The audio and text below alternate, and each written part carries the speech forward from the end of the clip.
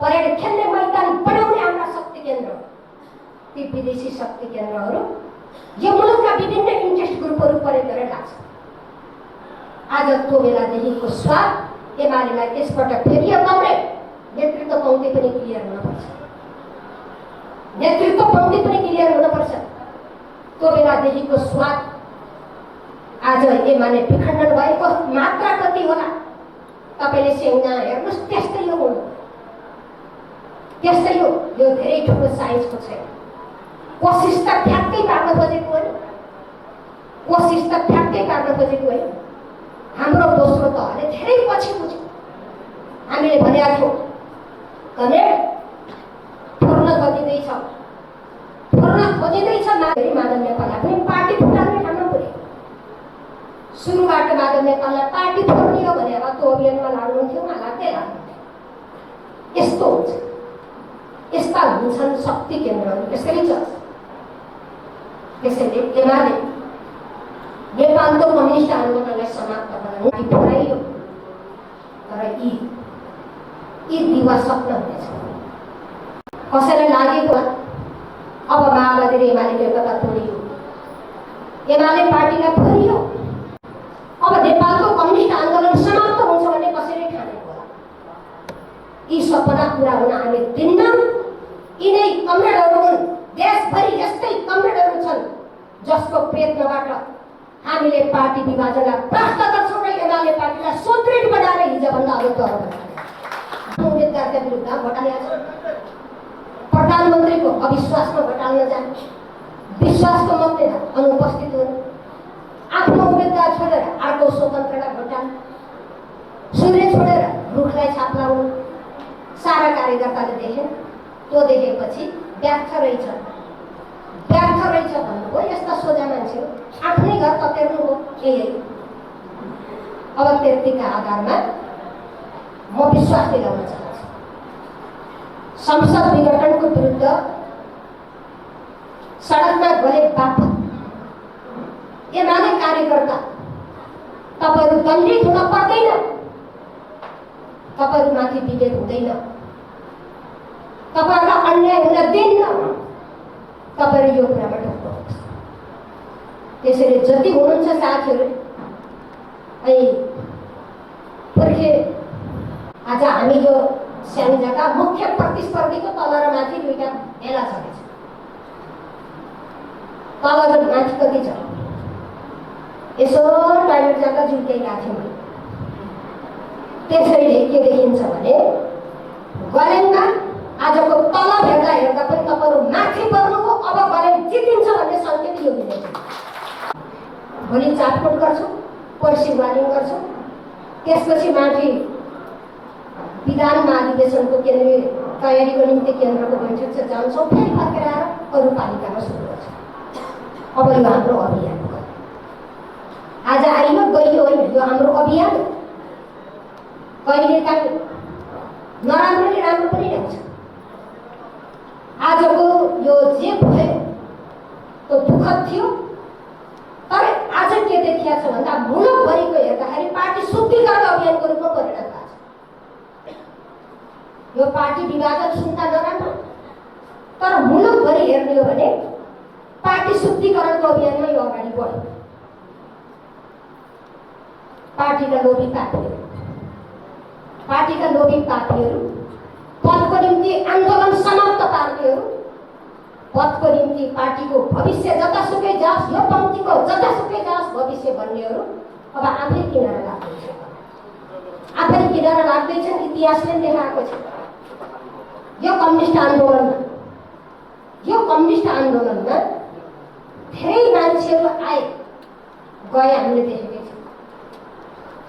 केशवचन्द्र राई नजिक एकपटकका पार्टी प्रमुख थिए, तपाईँहरूले नाम सुन्नुभएको छ। सिपी मैनाली एकपटकका पार्टी प्रमुख, महासचिव हाम्रो पार्टी, उहाँ पनि कता कता भर्खर भयो। 14 मा पार्टी विभाजन भयो, वामदेवले फेरि पार्टी एकता गर्नुभयो। म त्यस बेला हो म त आउन भनेर बाहिर बस्यो। अहिले हालत के छ? राधाकृष्ण मैनालीलाई पार्टीले दिएको थियो नि त पहिले मन्त्री, त्यतिले फेरि खानु होला। राजा मन्त्री बन्न जानुभयो। हेर्नुहोस् त, राधाकृष्ण जस्तो झापा आन्दोलनको हस्ती, कम्युनिस्ट आन्दोलनको योद्धा, देवी गैरानी जस्ता, देवी ओझा जस्ता मान्छेहरू कहाँ गए?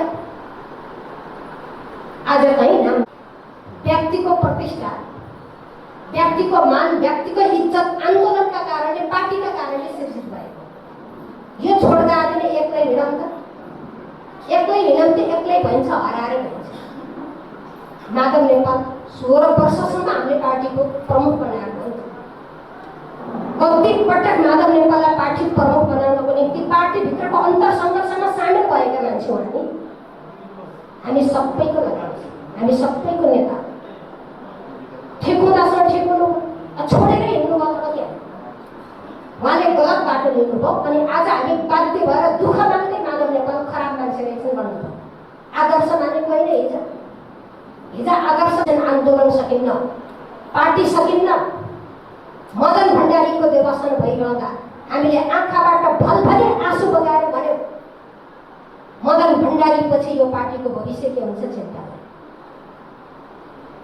तर शोकलाई शक्तिमा बदल्दै, शोकलाई शक्तिमा बदल्दै मदन भण्डारीका उत्तराधिकारी तयार कसले गरेको आन्दोलनले हो र आजको यो पार्टीले हुन्छ। त्यसैले छन् थप जाँदा, थप माया, थप क्रियाशीलता। पार्टीमा सङ्कट हुँदा हुन्छ र तपाईँहरू पनि तोड्दै लागेका छ। यो कुरामा तपाईँ विचार केही भएन, विचार केही भएन। पार्टी चल्ने विचार थियो, नीति लियो, सिद्धान्त लियो, विचारै छैन, अचार भयो। माधवको केही विचारै छैन, अचार भयो। जनता बदली जनवाद पनि मान्दिन भनेपछि मान्छे फर्किन्छ, अलिअलि गएर फर्किन्छ। जनताको बदली जनवाद मार्गदर्शक सिद्धान्त हो नि हाम्रो, त्यो मान्दिन भनेपछि फर्किन थाल्यो। त्यो सोचिआएको के हो? उहाँले त्यो नमानेर सोचिआएको के हो भन्नु भने भोलि कमेन्ट प्रतिक्रिया बनिँदैन। एकदमै टिठ्याको ढङ्गले हेर्दै जानुहोस् न घटना गर्नु के हुन्छ। अलिअलि सरकारको लोभ छ, अलिअलि सरकारको लोभ छ। हेर्नुहोस्, टिपेर राख्नुहोस्। म त यही आइहाल्छु फेरि भन्दा, टिपेर राख्नुहोस्। एमसिसी गलपासा, एमसिसी गलपासा हुँदैछ। शेरबहादुर प्रधानमन्त्रीजी, सम्माननीय प्रधानमन्त्रीजी माधव नेपाल, मेरो त फुटेको त अर्थै हुँदैन। केपीले नमानियो भने मेरा त आधा कार्यकर्ता टुक्रिएर जान्छन्, म त एक्लै हुन्छु। केपीलाई बनाऊ, के खान्छौ हामीलाई? हामीलाई के खान्छौ? सत्तालाई गर्ने हो त, सत्तामा हुनेले गर्ने हो। प्रस्ताव हामीले दर्ता गर्ने हो र थोडी सत्ता हुनेले प्रस्ताव पेश गर्नु। उहाँहरू आजका दिनसम्म, भोलि के गर्नुहुन्छ हेर्दै जाउँ। आजका दिनसम्म माधव प्रचण्डले सहमति दिनुभएको छैन शेरबहादुरजीलाई। यदि सहमति दिनुभयो त उहाँहरूका यी सरकार अलि पर जाला। यदि सहमति दिनु भएन भने, सहमति दिनुभयो पार्टी उहाँको समाप्त हुन्छ। गलत भन्दैछु कि मैले, सहमति दिनुभयो पार्टी उहाँहरूको समाप्त हुन्छ, भएको पनि रहँदैन। सहमति दिनु भएन सरकार जान्छ। सहमति दिनु भएन शेरबहादुरजी दनदनाएर आफ्ना मन्त्री मात्रै बनाउनुहुन्छ। भोलिपल्ट संसद विघटन गरिदिनुहुन्छ, उहाँ त्यही तयारी आउनुहुन्छ। हेर्दै जानुहोस् त नेपालको दृश्य कता जाँदैछ। त्यसपछि तँलाई मन्त्री बनाउला, तँलाई राजनीतिक नियुक्ति दिउँला, अनि मिलेर हामी चाहिँ गठबन्धन मिलेर चुनावमा जाउँला। उडायो सबै सपना हुरीले भन्ने गीत थियो, सम्झिनु भएको छ? त्यसपछि सबै सपना उडायो हुरीले भन्ने दिन आउँछ। अनि त्यो बेला त्यो पार्टी कस्तो पार्टी हो? त्यो बेला त्यो पार्टी कसरी चल्ला? उहाँहरूको भविष्य के? कति अदूरदर्शी नेता। नेता अदूरदर्शी हुँदैन, दूरदर्शी बन्नुपर्छ नि। यो खालको विचित्रको दृश्य हिजो जे भनेर केपीएललाई गाली गरियो, शराब हालियो, संसद विघटन, लोकतन्त्रको विरोध, लोकतन्त्रको चिरहरण, चिरहरण भन्ने अब आफू त्यही पथमा हिँड्दैछन् साथीहरू, आफूले त्यही पथमा अगाडि बढ्दैछन्, तयारी त्यही छ भित्र बाहिर पनि आइरहेको छ खुला कुरा। केपीले ल्याएको संसद नभएको बेला, उहाँले ल्याएको संसद चलिरहेको बेला भोलिको संसदको बिजनेस के हो भनेर सभामुखले घोषणा गरेका छ। यो संसदमा यो गरिन्छ भनेको छ। अनि गएर साँझ हामी दिउँसो भाषण भुषण गरेर फर्केर कहिले साँझको संसद हुन्छ। भोलिपल्ट एकाबेला अध्यादेश आयो। त्यो अध्यादेश पनि टाल्का गरे। कांग्रेस फोर्न 10 जना सांसद भए हुने हो, माधव नेपालको फोर्न 5 जना भए हुने हो, मधेसको उपेन्द्र त फुटिगएको है, एमालेसँगै मधेस पनि फुटाइ। अनि उपेन्द्र असन्तुष्ट भयो, जान्न मेरो सरकारमा भनिसक्यो। उपेन्द्र पार्टी फुटाइ पनि एमाले फुटाउँछ भने उपेन्द्र नै फुटिगयो। यस्तो छ। अनि लोकतन्त्रको कथा हाल्नु, लोकतन्त्रलाई सुदृढ गर्छु भन्ने दलीय व्यवस्थामा दललाई कमजोर बनाएर लोकतन्त्र मजबुत हुन्छ हुँदै हुँदैन। त्योभन्दा के जम्मै गफ मात्रै हो, एक गफ मात्रै हुन्। हामी बोल्नै पर्नेछ, हामी बोल्न पर्ने नै छैन। 2 महिनापछि जे भनेका थिए ती सबै खण्डित हुने स्थिति आउँछ। उस्तै पर्दा कोही हौसिन पर्दैन, कोही उचालिन पर्दैन, उत्पातै गऱ्यौँ भने बारात उठिन पर्दैन। फेरि आउने युद्धमा कोही अब आउने युद्धमा एमाले सरकारमा भन्ने नारा भयो। फेरि एमाले सरकारमा गएर अनि चुनाव गर्ने स्थिति आउँछ। यो टिक्ने कुरै होइन, स्वार्थबाट भएको गठबन्धन टिक्छ। एक ठेस लाउँछ, ठेस लगाएपछि बिग्रिन्छ, मनमुटाव। त्यसरी स्वस्थ प्रक्रियाबाट निर्वाचनबाट आएको सरकारले अपवित्र गठबन्धन अदालतमा जालसाथी मुद्दा हालेर परमादेश न्यायाधीशले घोषणा गरिदियो। अनि परमादेशबाट गठन भएको सरकार, जनताले गठन गरेका सरकार। अनि अध्यादेशको अध्यक्ष माधव नेपाल, परमादेशको प्रधानमन्त्री शेरबहादुर, अध्यादेशको अध्यक्ष माधव नेपाल। हेर्नुहोस् न, अर्काले गराइदिए पनि कति ठिक छ। त्यसैले साथीहरू निराश केही हुन पर्दैन। कहिले सत्तामा कहिले हामी त लामो समय विपक्षमा बसेर आएको, सत्तामा बस्दा हामी ठाड सिलो बनाएर आएका छौँ। सत्तामा बस्दा हामीले ठाड सिलो बनायौँ। आजसम्म कसैले सक्यो लिम्पियाधुरा लेपुलेक र कालापानी क्षेत्र नेपालको हो, आजसम्म कुनै सरकारले भन्न सक्यो? त्यो चिजलाई कुनै सरकारले सम्बोधन गर्न सक्यो? इतिहासमा हाम्रो सरकारले भन्यो, हामीले भन्यौँ र संविधानमा हाल्यौँ, संशोधन गऱ्यौँ, कालापानी लिपुलेक लिम्पियाधुरा नेपालको भूमि हो, भारतले हामीले दिनमा वार्ता गर्न वार्ताबाट हामी फिर्ता गर्छौँ। हामीले गठबन्धन सरकारको कार्यक्रमले के भन्यो? कालापानी लिपुलेक लिम्पियाधुरा समस्या हो। एउटा लाजाउ भयो। हामीले हाम्रो भूमि हो भनेर केपी ओलीले त्यत्रो डङ्का पिट्टे दिल्ली हल्लाउने भाषण गरेका होइन। अनि सबै एकमत भएर संविधान संशोधन गरेर अनुसूचीमा त्यो नेपालको नक्सा राखेको है। त्यसो गरेको चिजलाई मेरो भूमि हो, नेपालको भूमि हो भन्न नसक्ने सरकार कसको सरकार हो? प्रश्न हुने समस्या हो। को राष्ट्रवादी यही बुझ्दैन जनताले। हाम्रो हो भन्ने राष्ट्रवादी हो कि समस्या हो भन्ने राष्ट्रवादी हो? जनताले फैसला गर्छ। हामीले सुरुङ मार्ग बनायौँ, आज सुरुङ मार्गका पैसा काटिएको छ। हामीले फोलेनका पूर्व पश्चिम उत्तर दक्षिण फोलेनका राजमार्ग बनायौँ, त्यसका पैसा काटिएको छ। तपाईँलाई रेड बुक देखाइदिन्छु। सेन्टरमा पनि थुप्रै बाटो हामीले रेड बुकमा राखेका आज पैसा काटिएको छ।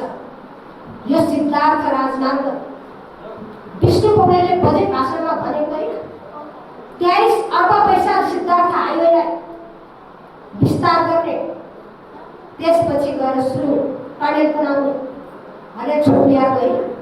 आज सिद्धार्थ राजमार्गका पैसा यो सरकारपछि काटिएको छ। हाम्रो कालीगण्डकी कोरिडोरको पैसा काटिएको छ। अब यो सरकार जनताको सरकार हो कि होइन? यो सरकार विकास गर्ने सरकार हो कि होइन? हामीले विरोध गर्नुपर्छ। आफ्नो व्यवहारबाट पुष्टि भएको छ। यो सरकार जनताको निम्ति होइन, यो सरकार देशको निम्ति होइन, यो सरकार विकासको निम्ति होइन, यो सरकार हिंसात्मक कामको निम्ति हो, यो सरकार विकास विरोधी हो, यो सरकार अनुदानवादी हो। हामीले डन्का पिटेर भन्न सक्छौँ। त्यसैले हामीले जनताको बिचमा लैजाने काम हामीले अथाह गरेका छौँ। एक गरे जस्तै थियो, थाहा थियो। हामी मिलेर काम गऱ्यौँ। प्रदेश, सङ्घ र स्थानीय सरकार हामी मिलेर काम गऱ्यौँ। इतिहासमा नआएको पैसा आयो नि, यसपटक गल्याङमा आएन। यो 4 वर्ष अगाडिको गल्याङमा कति पैसा आयो, त्यसपछि जोड्नुहोस् त कति लगानी भएको। तपाईँका प्रमुख, उपप्रमुख, वार्डाध्यक्ष, सदस्यहरू खाइ नखाइ रातो दिन खटेर आए। आज कृषि क्षेत्रमा भएको छ, सडकमा भएको छ, सिँचाइमा भएको छ, अरू क्षेत्रमा भएको छ। ठुल्ठुला बस बाटो हामीले बनायौँ, सिटी हल हामीले बनायौँ।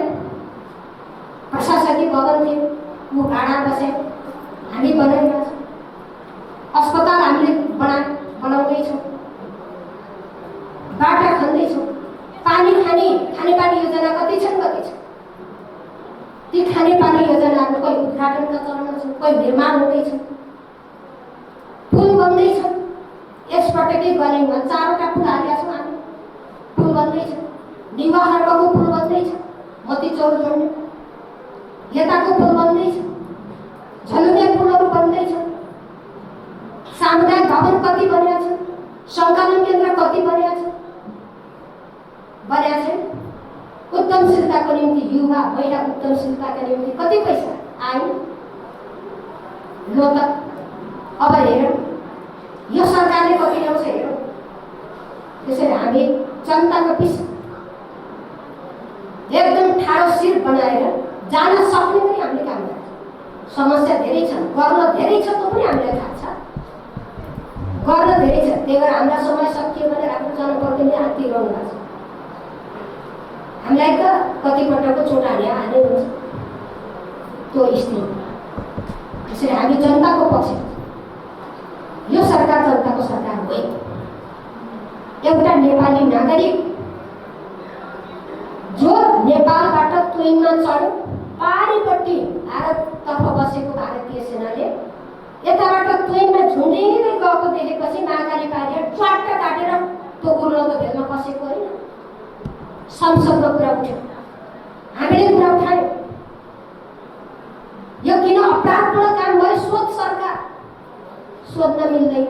संसदमा आएर गृहमन्त्री बोलेको होइन।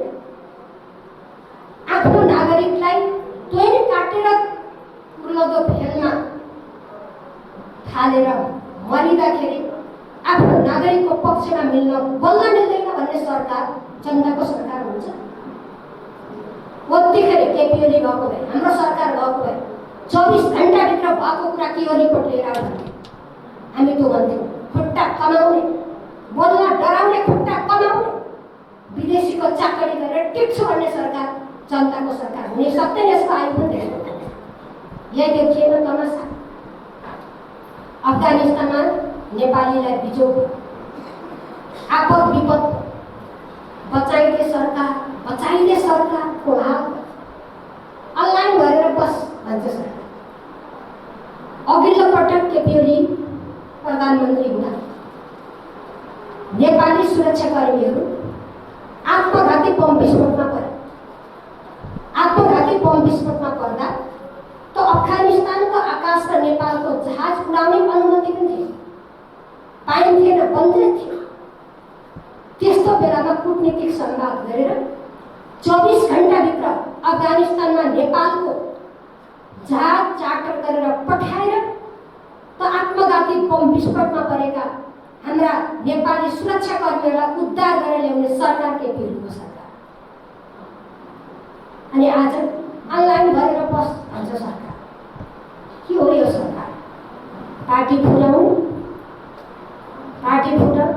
हेर्नुहोस् त, 2 महिना भइसक्यो सरकारले कुनै कथा पाएन के काम गरे त जनता पक्ष। हेर्नुहोस् त, हिजो गरेको सरकारका काम थाल्ने काम बाहेक केही भएको छ? हिजोको सरकारले ल्याएका राम्रा कामहरू खारेज गर्ने काममा तालिम गर्ला। नयाँ कुरा एउटा के यो सरकारले यो ल्यायो भन्ने छ। शिक्षाको पैसा खाल्यो, स्वास्थ्यको पैसा घटायो, हाम्रा सिद्धार्थ आयोग जस्ताका पैसा घटायो।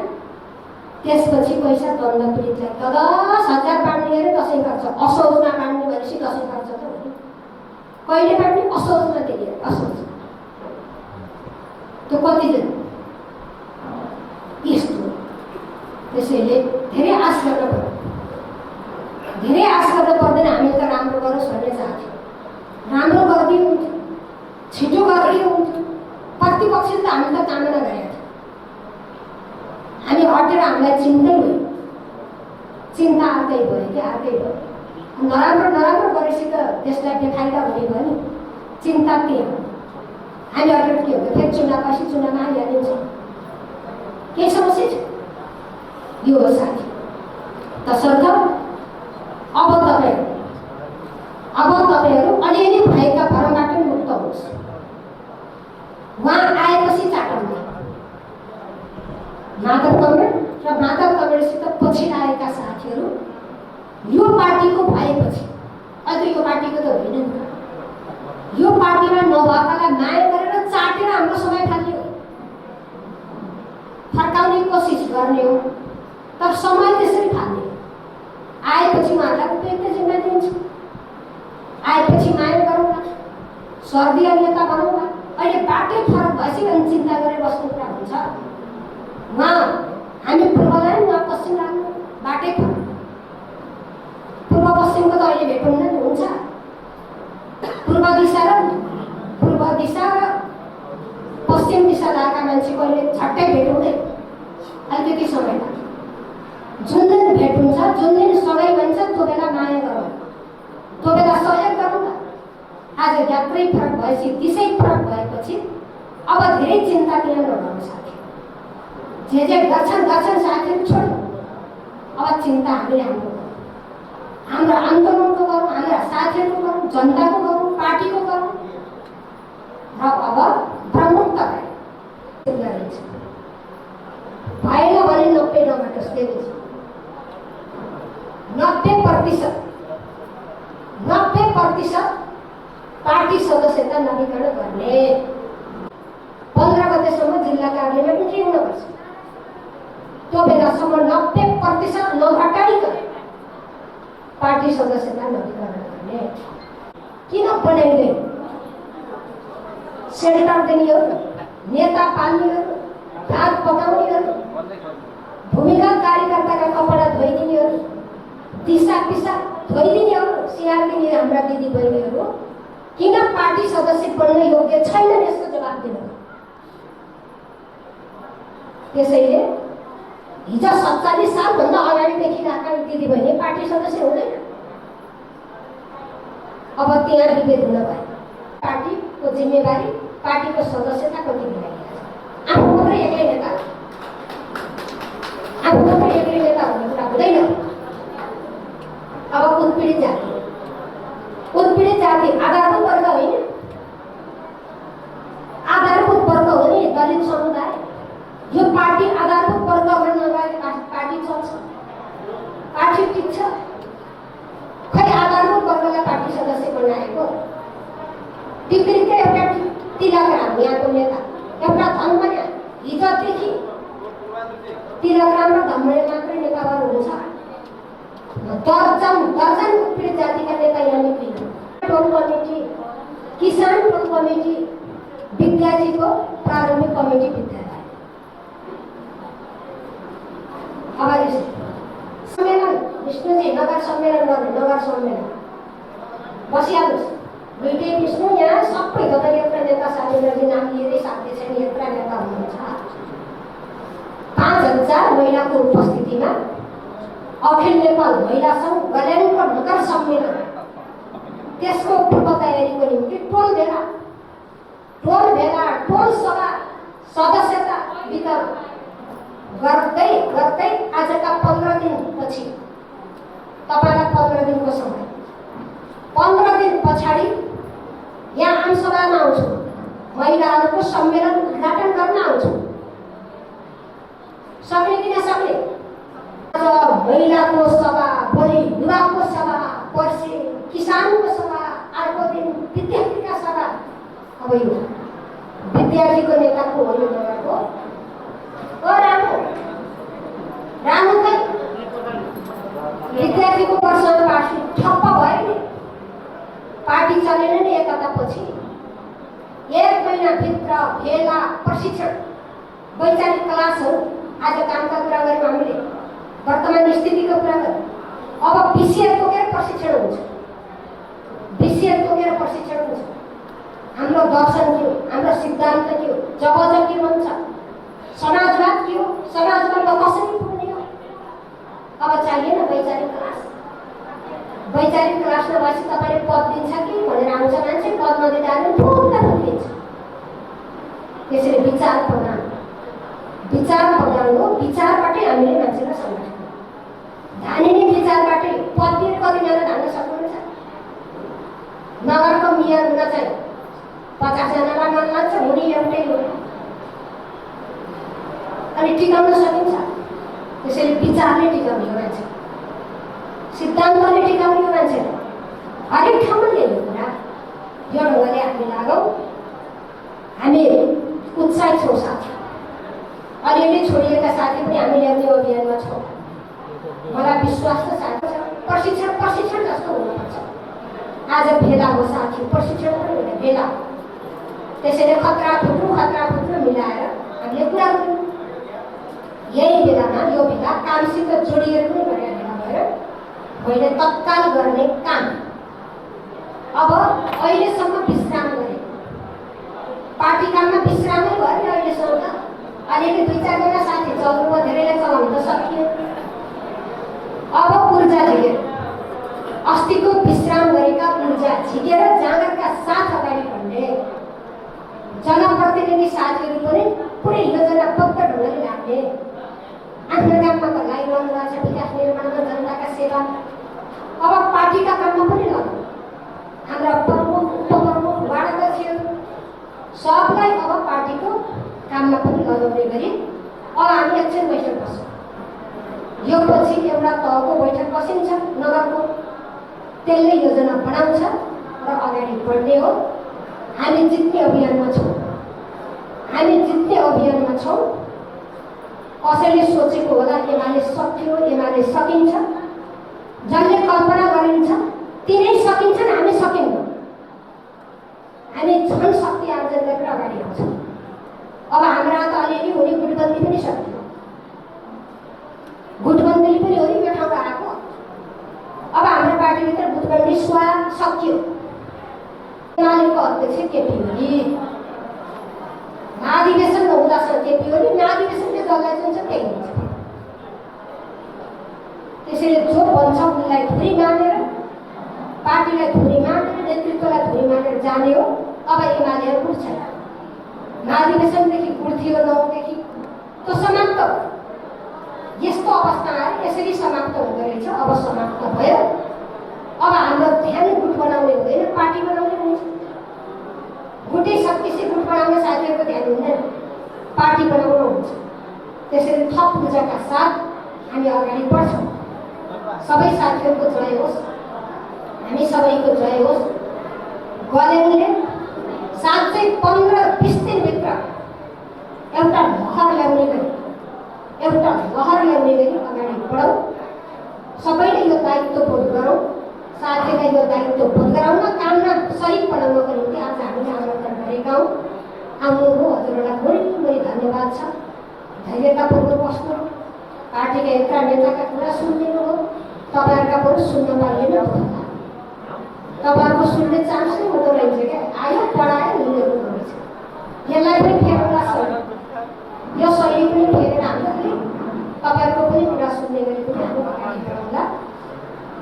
आयोजना जिल्ला कमिटीले नीति तोड्यो, व्यवस्थापन खबर सबै नगरले नीति तोडिदिने जिल्लाको बैठकमा अरू सबै गर्ने तलबाट रहेछ। साथीहरूले राम्रो तयारी गर्नुभयो, साथीहरू उत्साहजनक गरी आउनुभयो।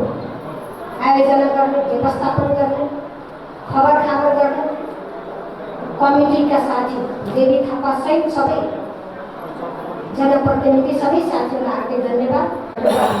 नमस्कार, धन्यवाद सहित आभार व्यक्त गर्न चाहन्छु। आजको हाम्रो यस भेलाका प्रमुख अतिथि नेकपा एमाले केन्द्रीय कमिटीका सदस्य, स्याङ्जा जिल्लाका इन्चार्ज एवं पूर्व मन्त्री माननीय पद्मा कुमारी अर्यालज्यूलाई पहिला गलेङमा यो पार्टीमा आएको केही हलचलको कारणबाट यो गलेङ पनि अछुतो रहेन। केही कुराहरू टिका टिप्पणीहरू हामी बिचमा भए र केही समय कोही कता के हो भन्ने खालका कुरा नआएको होइन र बिचमा हामी बिचमा त्यस्तो नराम्रो वैरभाव कुनै पनि नभएको र आज देशको माथिल्लै तहदेखिबाट जिल्ला हुँदै प्रदेश हुँदै आज यहाँसम्म पनि गलेङ नगरपालिका पनि आज एक मना एकताका साथ जसरी हामी हिजोको केही 2-4 महिना अलग अलग हिसाबले केही अलग अलग ठाउँमा बस्ने, अलग अलग कुराहरू गर्ने र केही मिठा मिठा कुराहरू पनि गर्ने हामी बिचमा थियो र आज जनताहरूले भनिरहेका थिए, आज हामी सोचिरहेका थियौँ नेकपा एमाले आजको 50औं वर्ष 20औं वर्षसम्म यो देशको शासन सत्ता सम्हाल्न जान्छ भन्ने ठानेको आज तपाईँहरूले आज यो अवस्था किन सिर्जना गर्नुभयो भनेर सामान्यभन्दा सामान्य कार्यकर्ता, पार्टीका शुभचिन्तक समर्थकहरूले भनिरहनु भएको थियो, चिन्ता मानिरहनु भएको थियो। आज यो चिन्ता हामी सबैबाट सदाका लागि दूर भएको छ। मैले यहाँलाई जानकारी गराउन चाहन्छु, गलेङ नै कमिटीका पदाधिकारीहरू, कमिटीका साथीहरू र जनप्रतिनिधिहरू कोही पनि आज पार्टी विभाजनको पक्षमा हुनुहुन्न। आज हामी सबै नेकपा एमालेको पक्षमा छौँ। यही सन्देश आज यो नेवार समाज भवनको जुन हलमा यो उपस्थितिले देखाएको छ र आउने दिन निर्वाचन पनि नजिकै आइरहेको छ, पार्टीको अधिवेशन पनि नजिकै आइरहेको छ। आउने दिनमा पनि अब हामी बिचमा भएका केही कुराहरूलाई मेटाउँदै हामी अब एक मन एकताका साथ पार्टीको अधिवेशनमा र आउने निर्वाचनमा यो गलेङ नगरपालिकाको 11 वडामा हामीले विजयको झण्डा फहराउने गरी आजबाट हामी सबैले मान्छेका मनहरूलाई मिलाउनुपर्छ भन्ने यहाँहरूप्रति मैले जानकारी गराउन चाहन्छु।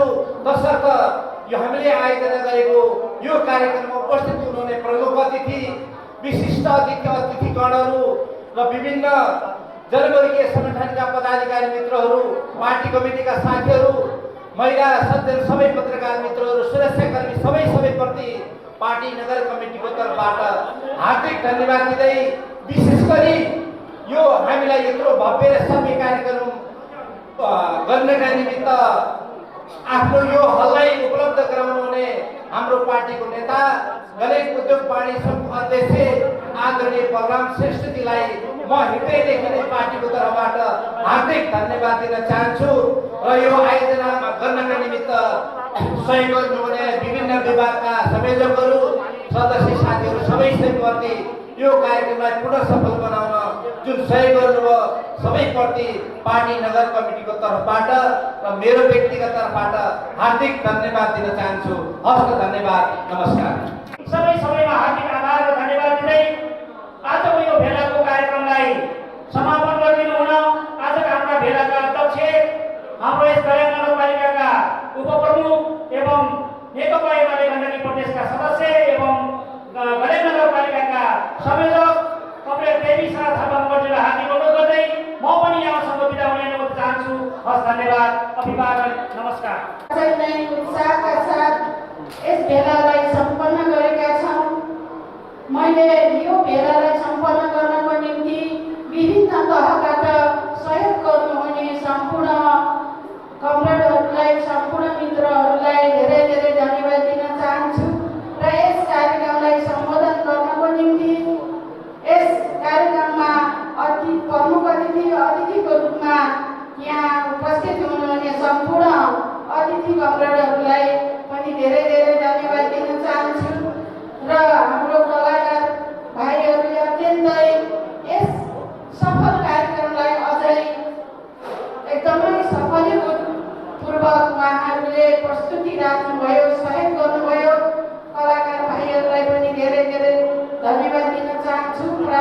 भाइहरूलाई धेरै धेरै